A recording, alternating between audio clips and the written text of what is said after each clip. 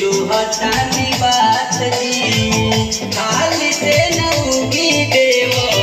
पटना के घाट जी हाथ मेरा रगले ले जो हटानी बात जी खाली से नौगी देव भगुआ के घाट जी जल बीच खड़ा होके करिले निहोरा गौरा से किए कर जो उगी उगी सूरज को सैया ले लिया रखिया भइल हो उगी उगी सूरज को सैया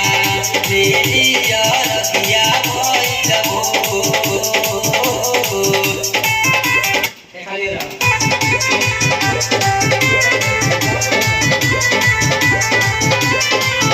हाथ मेरा गले ले जो हटानी बात जी खाली से